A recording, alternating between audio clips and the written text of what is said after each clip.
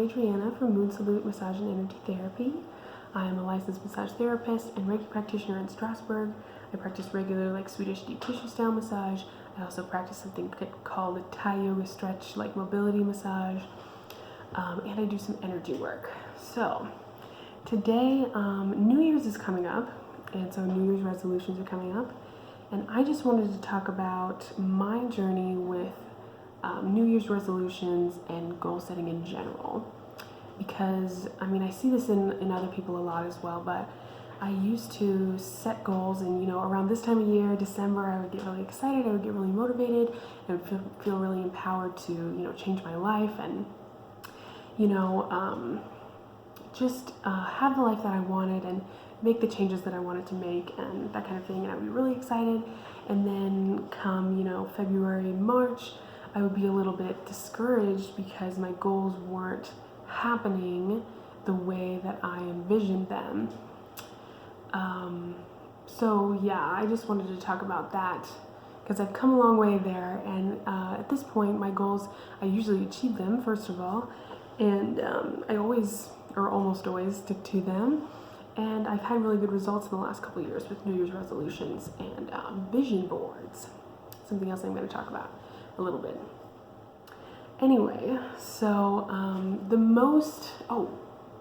before I jump in, I just want to say, if you haven't followed my social media, like my Facebook page. It has last minute availability, any announcements or deals that I'm running, silly wellness memes and that kind of thing. I promote videos like this, that kind of thing, etc. If you want to make sure you don't miss out on any of these videos, go ahead and subscribe down below and hit the post notification bell, that way you won't miss any of my videos, because you'll get a notification whenever whenever I post, which is once a week tops. Anyway, I also have an email newsletter. Once a month I write an article about wellness, etc., etc. If you want to sign up, go to my website or message me or email. So, New Year's resolutions. Several years ago, I was setting New Year's resolutions around. I was excited about fitness, and I was excited about health goals and that kind of thing. I had fashion goals, because that's what I was focused on at the time. They were much more superficial than they are now, which wasn't the root of the problem. This is something that I see a lot in people as well around New Year's resolutions, and I think it has to do with marketing and just the culture around it right now. But I would really idealize the way that those goals would come into being. So, to be totally honest with you, they were pretty much focused on other people's perception of me, and that's what I was focused on in my New Year's resolutions. I wanted to be attractive visually. I wanted to seem put together. I wanted to, appear certain ways.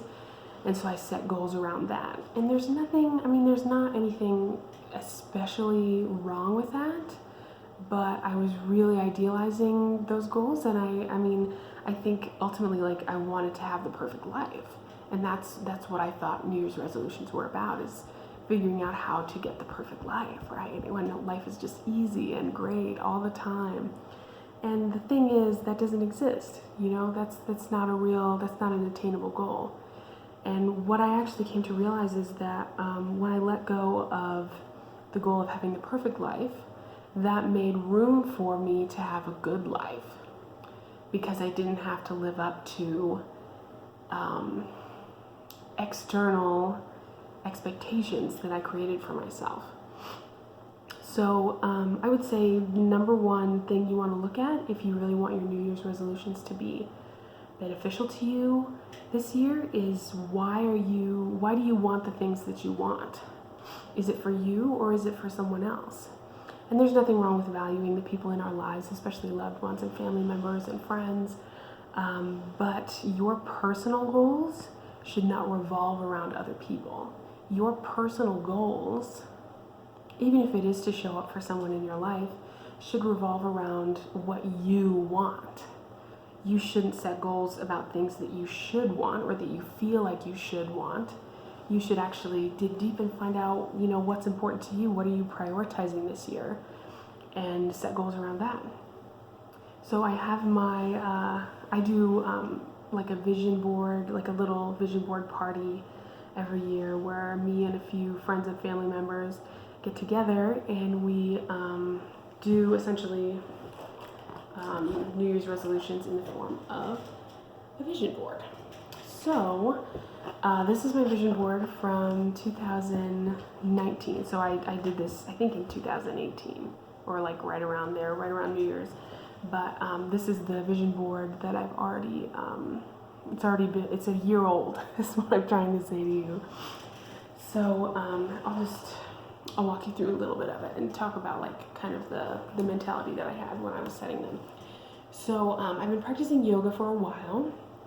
I think 3 or 4 years now. I don't really even remember. Anyway, I wanted to focus more on strength building in my yoga practice this year in 2019. That was one of my goals. I wanted to get back into astronomy. That was a big passion of mine as a teenager, and I kind of got out of the habit of it, that kind of thing. I wanted to garden. I wanted to learn how to make baskets. I was just getting into it around last New Year's, and I was wanting to put more energy into it. I wanted to get more into herbal medicine and learn about that and making tea blends and that kind of thing. So that's just a few of them.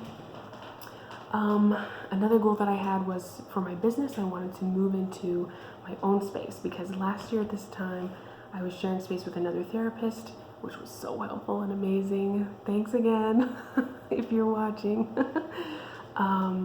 But anyway, I did want my business to be my own. That made a huge difference and that was super helpful and I'm eternally grateful for that. But I did want to be an independent business owner, right? So that was a goal that I had, and I actually did move into my own space in August. I'm now teaching an astronomy class through Colorado Free University. If you're interested, I'll probably put information in the description box.